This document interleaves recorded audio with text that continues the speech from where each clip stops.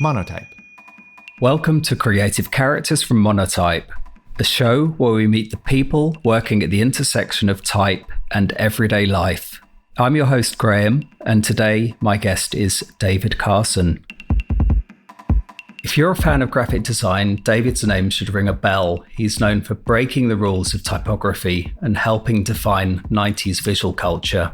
From his groundbreaking work with Ray Gun magazine to his influence on surf culture, David continues to push the boundaries of what design can be. I first met with David in Amsterdam around 8 years ago, and I figured after all that time it would be high time that we caught up again. But before we jump in, I'm here with my lovely colleague Carl to talk about what's coming up at Monotype. Hi, Carl. Hi, Graham. Lovely. I appreciate that. First time anyone's called me a lovely employee. Well, we're very polite, the English. It's great to be here. Carl, I know you and your team are hard at work preparing for a trip to Adobe Max next month. I'd love to hear more about that. Sure, we have, and obviously so have you, but we are really excited for this year's Adobe Max. It's probably the biggest and most anticipated event we do all year, and what I love about it is just the chance to get out and talk to people, designers, people in different creative fields who are using type, and just kind of get a sense of what they're working on, what they're thinking about, and what they're interested in. And we have some really fun things in store this year. So if you are at Adobe Max, definitely make sure you swing by our booth. And as always, we will be recording a podcast that will come out about 2 or 3 weeks later. We love talking to everyone who comes through. So if you see me with a microphone in my hand, come say hi and we'll ask you a bunch of questions. And if you're not going to be there, but you do have questions you would love for us to ask, send us an email at podcast@monotype.com or find us on Instagram @bymonotype, and we will mix them in.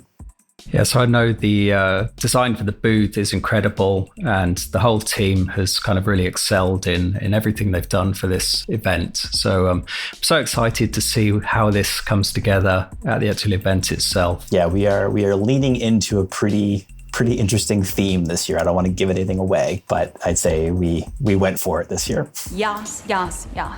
Graham, tell us why you wanted to interview David for the podcast. What specifically was it about his work that sparked your interest? I think it's the kind of the experimental angle to his work and the sort of anti-design aspect, which I guess gets repurposed as grunge typography or something to a lot of people. And I was coming out of university at that point in the early 90s and going into the design industry for the first time.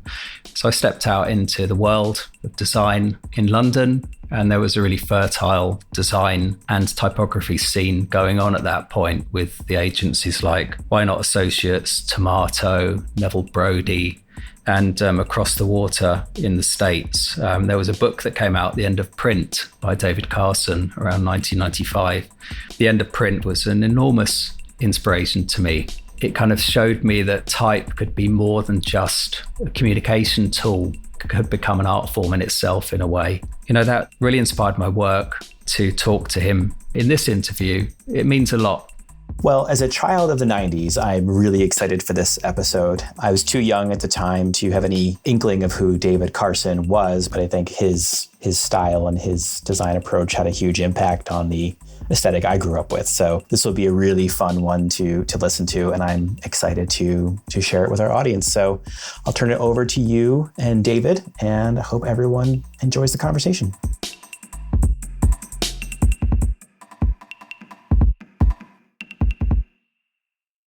Hi, David. Thanks so much for joining us today on the Creative Characters podcast. And as we were just saying before we started the interview, it's pretty much 8 years to the day since I first met you in Amsterdam at a lovely talk you gave at Zoku. And as a big fan of your work, I came up to you afterwards and sort of asked you if you could come and give a talk at the creative agency I was working at the time called VBAT. So I just wanted to say thanks very much for the lovely talk you gave 8 years ago. And it really felt like a high time that we reconnected. And thanks again for your time today to speak with me. Well, thank you. Thanks for reaching out. Yeah, I remember the one that talk at your agency was a super friendly, nice group. I enjoyed that. I imagine you're interviewed a lot. Maybe there are certain questions that you maybe are bored of being asked, or you kind of feel like it's the same old with every interview. So I wanted to try something a little bit different, if it's okay with you. So as someone who probably is more of a non-conformist than a conformist yourself, I'd love to ask questions to you in a random order, if that's okay. As long as I can give random answers, that's good. You're free to answer in any way, shape, or form that you like. I like that premise. Originally, years ago, I remember reading some comment somebody said about after an interview and says, "Oh, we've heard all that before," and I just remember thinking, well, when they always ask the same questions, you're going to get pretty much the same answers. So I'm happy to hear that little approach you're doing. Yeah. Well, I was inspired by the lovely trailer that I saw for your recent masterclass tutorial or workshop. And of course, it launched in the trailer with the statement, "Never snap to guides." And I remember that from the talk you gave at VBAT all those years ago. And it just made me think, well, why would I ask you formulaic questions or follow a kind of an A to Z traditional timeline with the questions? So that was my thinking behind it anyway. That's fresh. Yeah, I've never come across that. So off to a good start. My team also contributed some of the questions. Actually, I'm going to go to one of those questions first because I thought it was genius and hope you think so too. But it comes from Dominique, who's in my team. She's a content writer. She came across a really interesting article about you in 1994 with a ray gun article that you designed on Brian Ferry. You used Zap Dingbats for the copy. Dominique has actually written, she's our in-house expert on Zap Dingbats and wingdings, actually. And she wanted to know a bit more about the thinking behind why you did that. And did you actually ever get any feedback from Brian Ferry on your approach? Well, it's not uncommon to hear from students who say they were given the assignment to decipher that article. I've told the story a few times in various talks where the basic starting point is we'd landed a new writer from, I think it's from Rolling Stone magazine, and really coveted writer. I'm sorry, I don't remember his name at the moment, but so it was a big deal. I thought, oh, no way, he's writing for us. I was very excited to read this article, which is always my starting point for any design, is to read the article, listen to the music, if there's music involved, and say, well, what am I feeling? What would that look like? And that's my starting point for any design I'm working on, any project still to this day. So we got this article and I read it and I was pretty disappointed. It was one of these I had read so many times in laying out the magazine, where the reporter is given like 10 minutes before the performer goes on stage. And it's always the same stuff. As they look for signs of drugs or alcohol. They look for, they talk about what he's wearing, maybe his hairstyle. And then poof, their 10 minutes is up and the next person's in the room. And it was really another one of these. I thought, oh no, was kind of expecting more. And I started going through my typefaces at that point, and in the early 90s there would have been hundreds and hundreds that I was picking from, often experimental ones people were sending me from around the world, and most of them did work, but every now and then you'd get something kind of special. But I was going through all my fonts trying to think, okay, what am I feeling after this kind of disappointing experience? And I got to the end and I hadn't found one. And then there was Zap Dingbat, which I, of course, now realize is Z. So it would have been literally the last one. And, I'm sure like I often do in my work, I probably had a moment where I kind of chuckled and I thought, well, why not? Why can't it be in Zap Dingbat? That's a pretty boring article. There's not much in there, but kind of how I'm feeling about it. So I said it all in Dingbat. It is the actual letter, the article, the title, everything is as it was submitted. I think I had a publicity photo also, which I often got because they were free, and So I wasn't, I was expecting to be more excited about the whole process, but here I had a publicity photo that everybody else in the world had, and I had this 10-minute before stage interview. I was like, rah, and came across Jigbat. And so that was really it. And in terms of feedback, that was certainly pre-phone or smartphones. So there was very little feedback. I heard almost nothing, which was typical. It might be a week or two or a month later, you might get an occasional letter sent in, an actual letter, either praising or complaining. But I don't remember any irate calls or anything. So I don't really know. And I think you have to put it in context of 30 issues and a lot of pages and a lot of articles. And I think one maybe a more experimental approach than some of the other layouts is, in my mind, is not that big a deal. It's, the whole magazine wasn't set ending bad. You could never do that again. It was a bit of an attitude for the magazine thing, and I suspect some of the fans of the magazines liked it even more. while it probably pissed off a few too. But again, the 30 issues, one, that's the one I still hear about after all that work. And by the way, I rarely ever showed that one in my talks, because I don't particularly like the design of it. I think it's okay. It's more the kind of the joke or the humor of the font, but it's never one I showed because I'm really happy with the layout. As I go back and I see it now, I think, well, okay, it's maybe a little better than I thought. But I never thought it worked great as a layout, but kind of a funny idea for a magazine that was known for experimenting and doing things unexpected. Yeah, well, that's actually a really good springboard into another question I can ask you. And just about the article, I looked it up actually after Dominic brought it to my attention.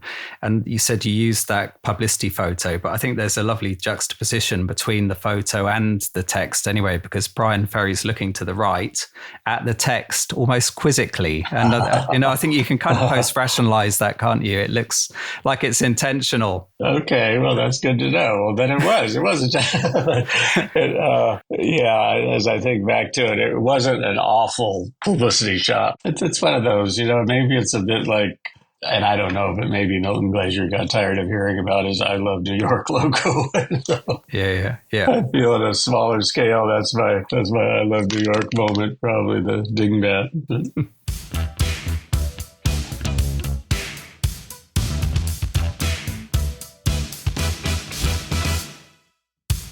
Just wanted to touch on the philosophy behind your work. I was triggered by watching the trailer to your lovely masterclass. The first statement you make is never snap to guides. And it reminded me of that talk 8 years ago that you gave. That was, again, one of the things that you said that stuck with me. And the importance of not following strict rules or trends in your work is important to you. Equally, having an idea in the work is really important to you. I think what you just described about the most intuitive approach you had towards that layout for Brian Ferry sort of follows that path. It would be lovely to hear a little bit more about the importance of placing an idea in your work and not necessarily being led by stylistic choices. Oh, yeah, that's a great question and a big one.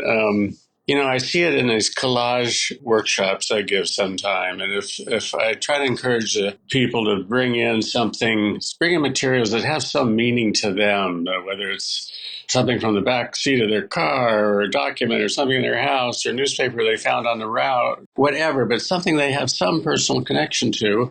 And I believe the work gets better if they have some more personal involvement in it. And I think my design philosophy is similar to that. If you're just going through the motions and flowing things in, it's you're going to get bored, and the work's going to look like stuff a million other people can do, and that's not where you want to live. That's not where you want to be. Nobody has your uniqueness, and I think it's really important that you figure out a way to put some of that into your work. It won't be unlimited. There'll be places where it's about small victories, and there'll be places where you might, get some of your more experimental work approved, but you won't know if you don't try. And that's where you can pull some really original and interesting ideas from is yourself. It doesn't mean you ignore the brief, you don't, or the client or what you're trying to do, but it's part of the equation. Is what can I do? How can I make this even better that the person sitting next to me with the same software might not do because they're not me? And I think it helps keep you more engaged in the work. I think you end up doing your best work. And maybe most importantly, you have the most fun doing it. But there's an idea, I hear my work, especially the early work, described as chaotic and chaos. And I don't feel that way at all. All those things are planned and they're messed over and there are many versions tried. And at some point I go, oh, that's working.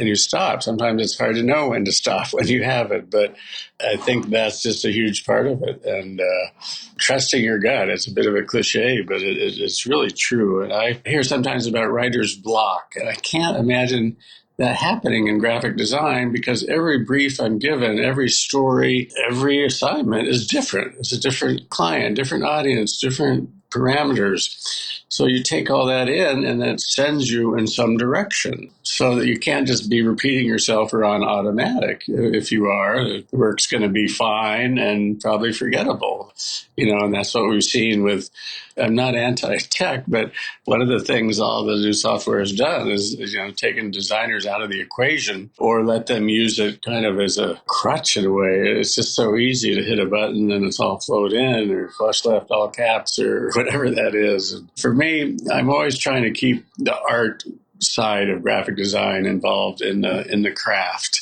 And that's where I find it the most interesting. And I think probably the most effective in communicating too. People like to feel there's a human behind the work. I don't want to have to just read a tricky, funny headline to get the information. I want to feel that. And it's easier said than done sometimes, but that's my starting point. And I would encourage younger designers or any age really to look at that. What is the message people get from seeing your work before they start reading it? And hopefully it's reinforced. They work together. That's really impactful communication. When you have strong design, strong writing, it all comes together. So yeah, work, people were always bringing me samples or showing me stuff in the early Reagan days and saying, look, they ripped you off. They're copying what you do. And I'd look at it, and because the work is intuitive and I'm just kind of trusting my eye, I would almost always say, no, it doesn't work at all. I wouldn't have done that. What do you mean it looks like mine? But that's where it just gets more fun and more interesting. And I feel I've spent part of my career trying to keep the art in graphic design. And people used to say, oh, no, graphic design is supposed to communicate. It's not art. And I think, so you're saying art doesn't communicate. Is that the argument? And, there's lots of ways to get your message across, and graphic design can be a really strong one to reinforce it and reinforce the writing and the message or give an indicator of what you might hear on that song or whatever it is, why you should walk across the street and read the fine print on that poster, why you should click, why you should go see that movie is a feeling you get from a good designer's work. I just wanted to touch on that artist designer part of your answer. It's really interesting. I mean, I've spent my career as a designer within agencies and now with Monotype. And, we're always dealing with clients, and clients commission us and essentially pay us for our work as well. So there's a kind of an agreement with the client to deliver on their brief. And, you're someone that I love that thing that you said about, kind of adding your own flavor or your personality into your work, the importance of doing that. And quite often, I think in commercial graphic design work, that's missing. So I'd love to hear from you, maybe some of the strategies or examples that you've used in the past to convince clients who may have a different vision from yours to work with you and follow your approach. I think probably a lot of designers run into that maybe more than I do. The people who hate my work don't come to me or dislike it or are afraid of it, don't come to me and never have. And the ones who think they might like it, they come to me more because they think they want something different, not a particular page from Ray Gun magazine or something. So I'm starting off in a little better spot. Like they've the work's pretty public. They've seen it. They've maybe read some stuff. So they're already a little bit in your court, but then you have to give them good reason to like the direction you're going, obviously. And what works for me is, so I've met the client, I've taken in the brief, I've looked at any other materials. Sometimes I've visited where they work. And then I go away and think and try to come up, okay, what would that look like? How can I reinforce who they are, what they're trying to do visually? And that's really the starting point. But for me, the trick, I don't know if it's a trick, it's just how I like to work, is I present a lot of solutions. It's just, I'm a bit of I don't like the word workaholic, but I'm just passionate about what I do. And when I get in working on something, it might be 3-4 hours later, and all of a sudden I have 100 versions of the logo and maybe 80 of them I'll send to the client or whatever. But I guess what I'm trying to say is you're working together for a reason. There's some synergy already. And then I find, for me personally, by showing a wide range of solutions, some more out there than others, but the full range, usually starting pretty simple and then getting pretty out there or experimental. And for me, that works. There's always something in there that will start the discussion or that they'll lean towards, and then I can go back in and tweak. But of course, you have to have a reason for what you did.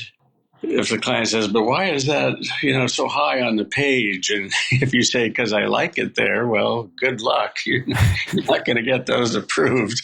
But if hopefully it's true, you say, well, I did some research and found, I realized that your founder is actually a pilot and blah, blah, blah. And I thought that in that way, kind of related to who you are. And that doesn't mean I'm literally trying to show a plane in the sky, but it's just all part of the ingredients you're given. Same thing with colors and type choices. It's not arbitrary. You can't, even if there's some of that in there, just your own gut reaction, but you have to be able to explain, that white space, or why is that cropped off like that or something. And as designers, I think that usually we can. That's part of the deal. But, I've had clients that may not still agree with some direction, but they've seen it, they've understood it, or my idea. And then if we work again or next project, they're a little more open to exploring even more. But short answer to my long answer is, be comfortable showing a lot of ideas you think would help and do what your client needs it to do. And don't show any that you don't like, because they will pick it and it will follow you the rest of your life. Yeah, that's what I find. Just don't do one or two things and it's so precious that that's all you present.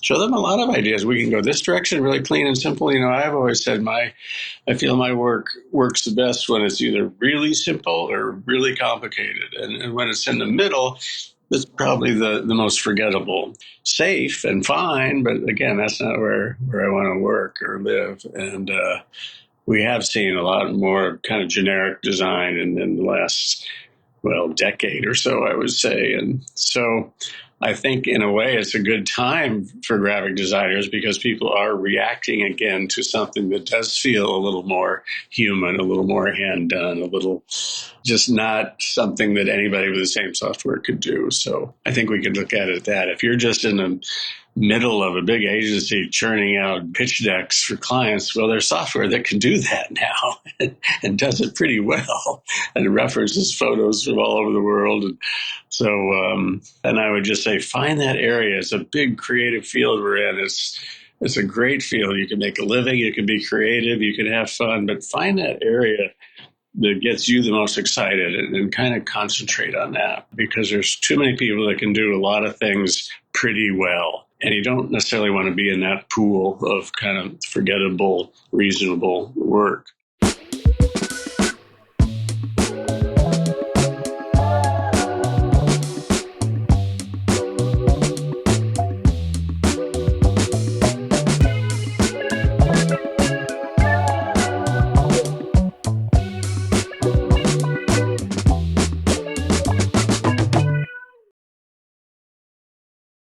I hope this isn't a figment of my imagination, but I think I remember that you mentioned in the talk he gave 8 years ago, so it's a long time ago, that your dad was a pilot.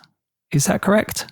Test pilot for the U.S. government when they were first inventing jet airplanes, first inventing, so many things, so many stories. There was a movie, The Right Stuff, some years back, and that included a lot of people that were friends of my dad or over at our house and for cocktails and stuff. And that whole era of it was just fascinating. But the idea to me that the government made a new plane and they'd say, hey, go see if that one flies, would you?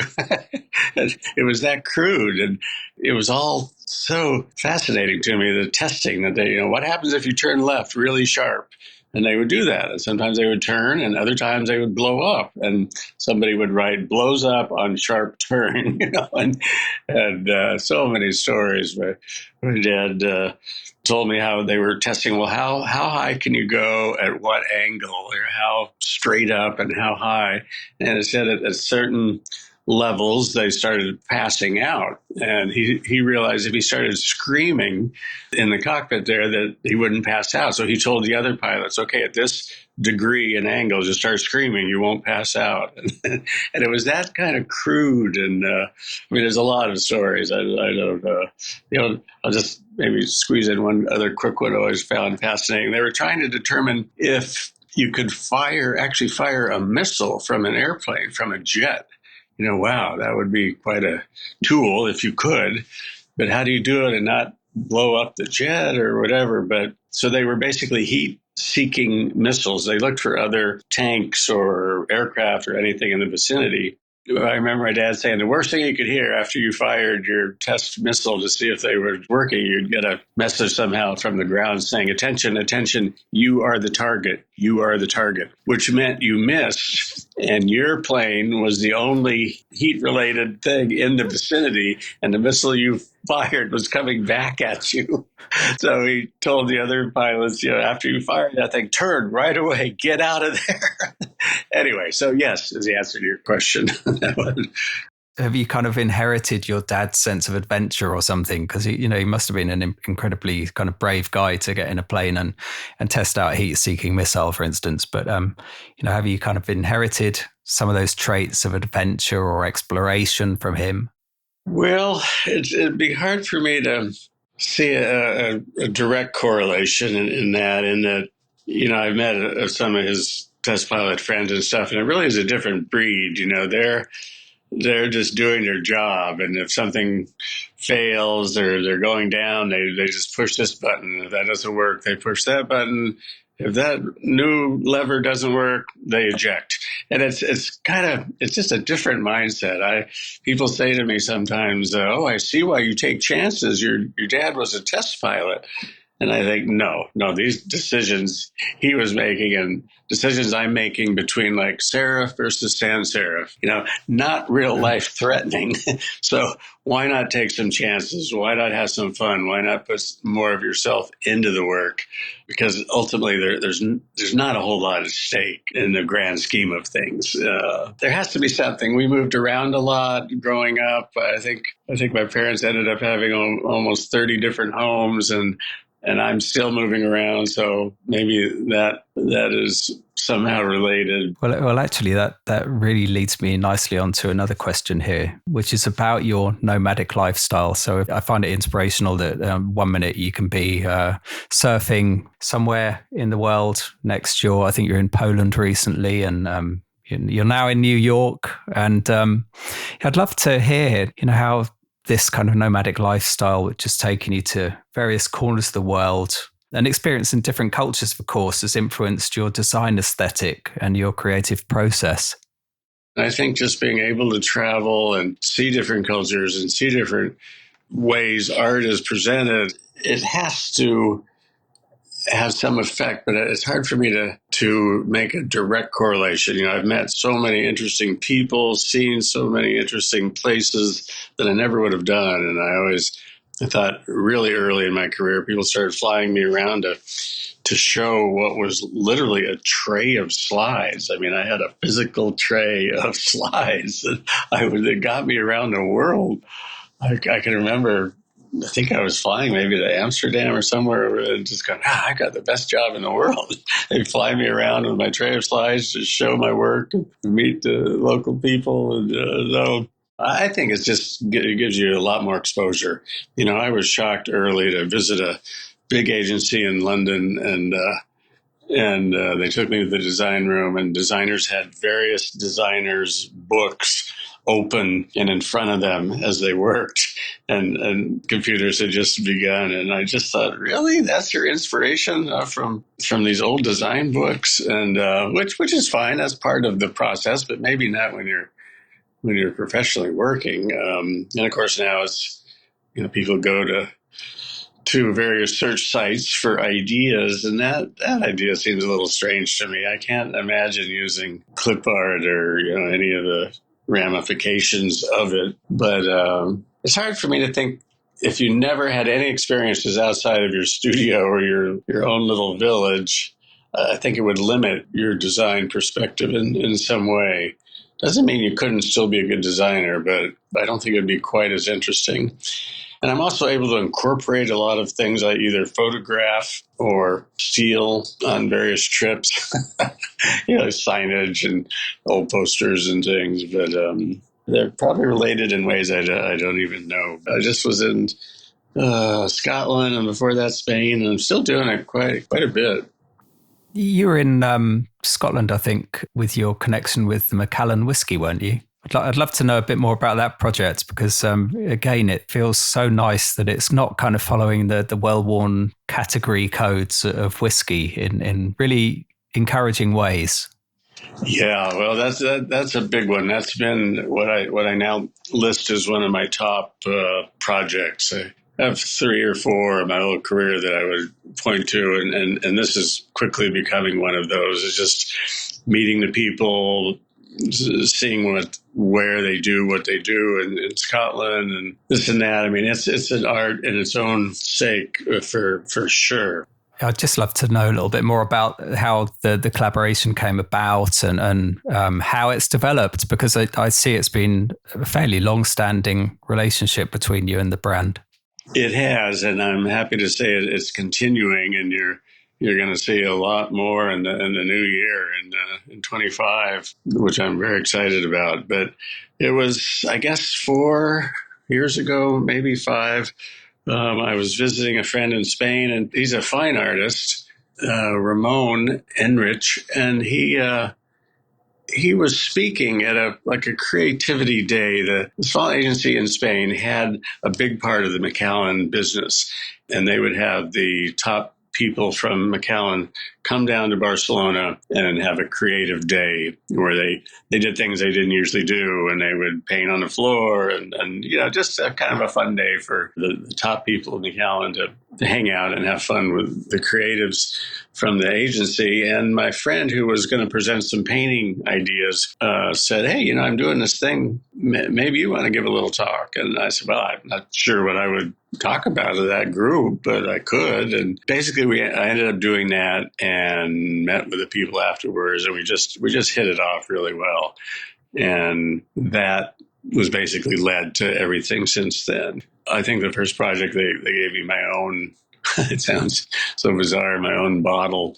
There's a David Carson label on the Macallan of a limited. It was kind of hard to find, but that was kind of mind-boggling in a way. I have a friend that when that broke, he emailed me and said, "Wow, didn't see that coming." He was a big Macallan fan, and well, how did that come together? It was that meeting, and that kind of led to everything else.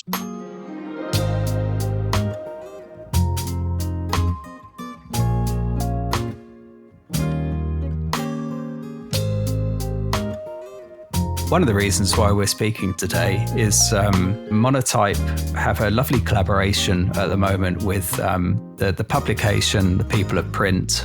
They publish a lovely printed artifact called the Poster Zine, which Monotype are sponsoring for the next few months. And one of the first collaborations that we have is the Poster Zine, which you're actually the artist for.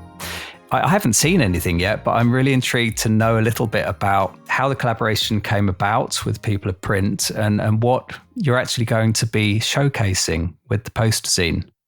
Well, it's been a fun process, and I know they're learning of my organization skills and getting things to them. But I think we're good to go, and it's been fun. I was able to, you end up actually doing a brand new poster.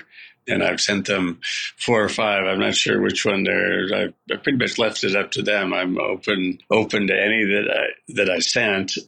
Just for the benefit of our listeners, the People of Print poster zine is a printed artifact. So we're not kind of printing so much this day, of course, and it's great that People of Print are doing this. And it's a format which hosts an artist each issue, and it folds down into a small-sized format. But as you open it up, it opens into a really lovely poster for each artist, and these things have become highly collectible. So it's a real honor for Monotype to be involved in this collaboration with them, and particularly with David involved as well. So really looking forward to seeing that sometime in the near future.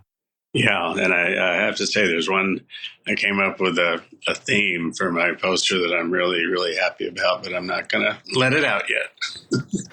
I couldn't help but mention typography, of course, coming from Monotype. And I had a really good question here, which was given to me by one of the team, which is to ask you about how you go about selecting the perfect typeface for your projects. Is there kind of a methodology you have, or is it kind of really about kind of the personality of the type being right for the project, or, maybe even just scrolling, as you mentioned earlier with the Ray Gun article, and choosing Zap Dingbats because it was at the end of the list. I'd love to know if there's any kind of process behind your selection of typefaces. Absolutely, there is. It is very similar to the design process in general. It's what is the message I'm trying to send, and what font do I feel helps reinforce that message? So it's a very, very much a decision based on the project and its use of the type. I sometimes see people using brand new fonts, and there seems to be an upsurge of them and some really interesting ones again. But for me, it's a mistake to just simply buy the latest kind of cool experimental one and just type it in. I think as a designer, you should work with certainly words individually and often letters individually and move them around. Don't treat that as a block. That's one part of it. But it's really pretty much how I design in general. I'm trying to send a message, trying to reinforce what I've experienced, and certain fonts will lend themselves better than others. And in the early 90s, there were a million fonts. Everybody was making them because you could all of a sudden. A lot of them were sending them to me, and a fair amount of them ended up in the Ray Gun magazine. But the problem with some of those, and I think it's kind of happening again, is the really distinct ones are really, I hate to say cool, but I would say cool ones. They don't have much of a shelf life. I always felt you can only kind of use them once. But that was kind of the fun of Ray Gun too, is that there were no 2 pages that I think looked the same or were the same treatment. I tell the workshop students, the word, the type is an image. It was William Burroughs, the writer, actually says that in this little film I made with my first book, The End of Print. And he says, the word is an image. And if you can remember that and use it as part of your design, and of course the font's going to be a big part of that. I mean, I think most designers know that, but it shouldn't be an afterthought or an automatic thought. I think it depends what you're trying to say, how you're trying to say it. There's no reason to leave the subtitle and the first paragraph all in one block as you move it around, or separate those words, separate the individual letters, do something that feels right to you. But don't have it feel like an afterthought, like columns of type can, if they're just endlessly flowed in the exact same way. One of the things I'm most proud of with Ray Gun was how we dealt with body copy, and fonts could change, and the space between columns was something the designer decided, not the software, and different ways to do pull quotes without them necessarily being pull quotes like everybody does. And That keeps it fun, keeps it interesting. Don't treat a block of copy as not as important as your headline. It's all part of the design. Quite often, because I've worked a lot in branding, choices of typeface can date the work. So, for instance, there seems to be kind of a trend around certain releases, and you can see work 10 years later or something and immediately know it's from a certain time. It's really refreshing to hear that you've not kind of followed that path at all, because it's often a trap for designers.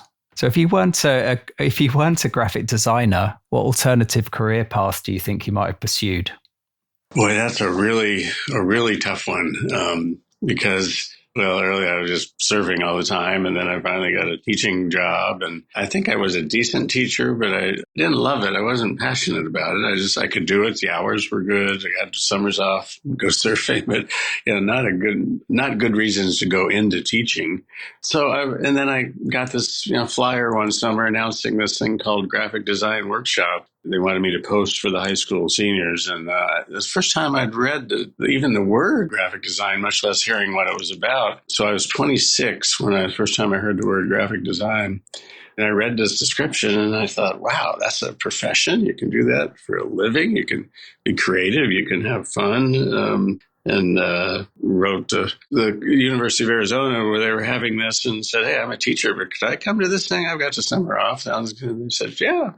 And that did it. Everything shifted after that class. So it's really hard for me to imagine what else would I be doing. I know a lot of teachers that weren't very happy. They just kind of gone through the motions for so many years. It was the last thing I wanted to do. I remember a friend getting tenure, at the school, which means they basically can't fire you. And I thought that was a horrifying thought that, wow, that's it. I just do this now for the next 30, 40 years. And where my friend was really excited to have that security. I thought it sounded kind of awful. And it was about a year later, I quit teaching, but nature is important to me, the air, the seas, surfing, something creative, but it's really hard to imagine what that would have been. And so I think I'm very fortunate to have found that thing that I'm inspired by and driven to. The definition of a good job is if you didn't need the money, would you still do that same work? And if you would, you got a great job. And if you wouldn't, what are you doing? What's the point? It may not be your first, second, or even third job, but find that thing that if you didn't need the money, would you still enjoy doing that and not watch the clock and not wait for the breaks or the vacations and that sort of thing? And I think that's a pretty good goal. And, I think I'm an example of that old saying that if you find something you love and do it long enough, it'll eventually pay off for you in a variety of ways. And so if you haven't found that thing yet, it's still out there. Keep looking. It's worth it, worth the search. Yeah, so this is interesting to maybe dig into based on that question and answer. So I've spoken with some ex-colleagues and friends who've taken a leap in the dark into a second career based on their intuition and their love of something, their passion for following a new path in their life. And I admire that. I just wanted to hear from you. I mean, you were a teacher. You saw something interesting called graphic design at the age of 26. How long was it before you actually really felt like you'd found yourself as a graphic designer and you'd arrived as a credible graphic designer? Yeah, I never kind of questioned it. I had this sense or this drive, and I didn't really wonder, am I in the right field or something. I was thrown into it and really got absorbed by it.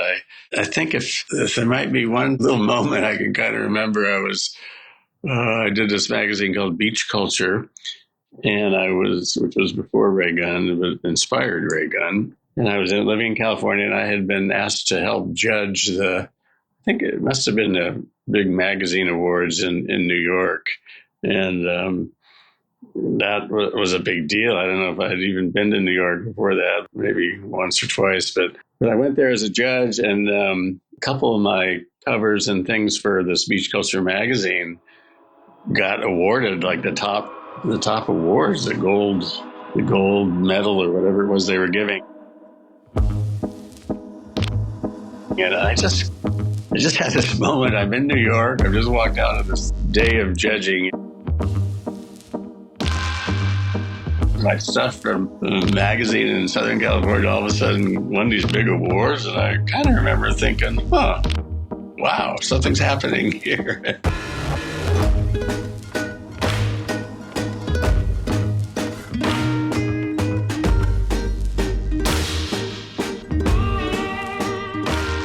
I'm really interested to hear about your background as a teacher influencing what you're doing now. So you give these great workshops to designers and others on collage and design. And I'd love to know how your teaching background has kind of influenced that, if it has at all, and what you get out of it, holding these workshops. Well, certainly it's not foreign to me to be in front of a group with my teaching background and credential. And but it's because I was in the social sciences, sociology was my area. It meant they could throw you an economics class or world history or stuff I really wasn't drawn to. And that was work, man. I had to have notes. But, when I'm talking about design, it's just so natural. And if you're given a talk about your work, you just focus on the work and don't worry about stage fright or something like that. It's just, it doesn't seem like work, but there's a part of me that enjoys that interaction. If you've seen a talk, I try to have some fun with it, but I have my points I want to make. So certainly the teaching background played into that I'm still giving these workshops and get some amazing work and really enjoy them. Ultimately, they're and I often stress early that it's not a collage or computer workshop. It's a design workshop, and use whatever you want. Use what you're comfortable with. If you want to sketch before you start a design, that's fine. I don't do that, but if that works for you, then great. The screen is really the sketch pad for probably the majority of designers now. But the point is whatever works for you. But yeah, what do I get out of it is interesting. I often get to see a different part of the world. I get some good interaction. I get some nice feedback. They don't pay well. It's not about to pay if they pay at all. But I enjoy it, and I think it's better than maybe always just sitting in front of your screen in the studio or that sort of thing. And I think people seem to enjoy the experiences. It's just kind of part of what I do. I'd love to know what's next for you. You're obviously going to collaborate with us and People of Print on the poster zine. You've got more activities with Macallan. You've already told us about that. But what else is on your horizon? I tend not to see it quite like that. Maybe I should, but I'm kind of doing what I've done for many, many years now. I check the email, see if any cool jobs came in. I do whatever I'm going to do. I don't make a big separation between work and play, and keeping an eye on the surf if it's going to come up in the Caribbean where I like to go in the winter. And so, in the future, I just hope I can keep doing this as long as I can, especially surfing and design. And I'm still excited about projects, and I have a couple in the works I'm real excited about. I'm hoping to get and slowly maybe getting more into kind of a fine art direction with some of my work. And it's a hard world to kind of crack into, but I have some little openings here and there. And I think this new Macallan work hopefully helps a bit with that. So yeah, it's funny. I used to get that question early in my career, and I said, well, I'd probably be either painting somewhere in Europe or surfing in the Caribbean. And right now, that's the way it's continuing to look. I'm also starting to think, and I haven't for a while, that it's like, okay, maybe I do need another base. I just have the house in the Caribbean, which is amazing in the winter and surf season, but not so much the rest of the year. And always kind of looking for that perfect place. People say, what country did you enjoy the most? And I guess if I had that, I would be there. But they all have different little things that you can enjoy or appreciate or whatever, and kind of always searching, always looking, and maybe that's keeps me active or doing what I do. But yeah, we'll see. I wish I could tell you exactly on that one, but so we'll see. Some couple new exciting projects that I think people will see in the new year, and especially the new McKellen work. The last thing I wanted to ask you about is you wear 2 watches. I wanted to know why. Well, one of them doesn't work, so I had to get the other one. But it's right twice a day or something. That's what they say, isn't it? Yeah. I just like them as I don't know, ornaments or jewelry or something. But sometimes people will say, "Why do you have 2 watches?" And I'll always, that's my response. Well, this one doesn't work. half the time they'll go, "Oh, okay," and the other time they crack up. Not sure if I'm serious or what.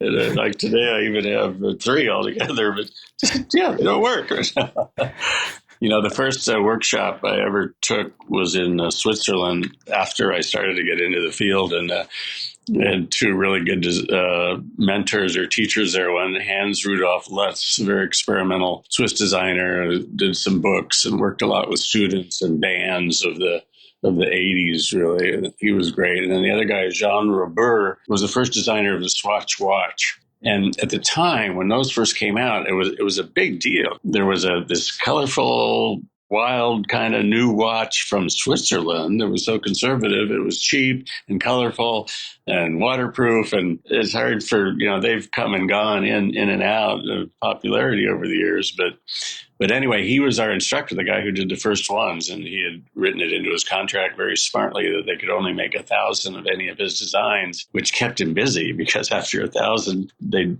get another one. At the time, it was a big deal. These Swatch watches, the design of them and unexpected stuff and materials and all these things. And I was really curious to see what is he going to be wearing when he walks into this classroom. And he came in and he was wearing a beige and white and black numbered watch. It couldn't have been any simpler, his Swatch. And I just thought, oh, that's so cool. I didn't see that coming. And kind of as a result of that workshop, he taught it for a week. I've worn that brand of watch ever since. And, I don't realize they come and go, but I just have such a great experience with him. It was him and his wife that were the original designers. Anyway, so that's why now for me, they're just, I guess, jewelry or something.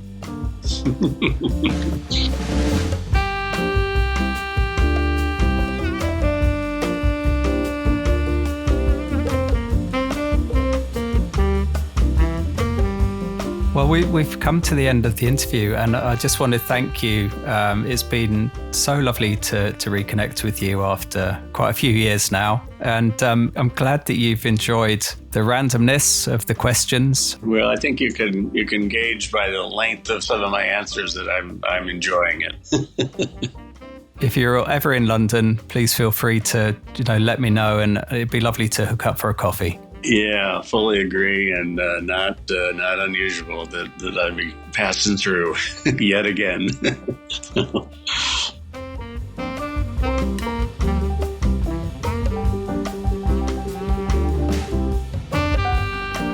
If you'd like to check out David's work, head over to his website, davidcarsondesign.com. And if you'd like to order copies of his People of Print posterzine, you can do so at their website, which is posterzine.com. And finally, if you're heading to Adobe Max this year and you want to link up with us, send us an email at podcast@monotype.com. Many thanks for listening today. If you've been enjoying our podcast, please rate us, subscribe to the show, and share us with your friends. Creative Characters is brought to you by Monotype. It's produced by the incredible Christopher Olin and the outstanding Mia Sullivan. We'll be back with more episodes soon.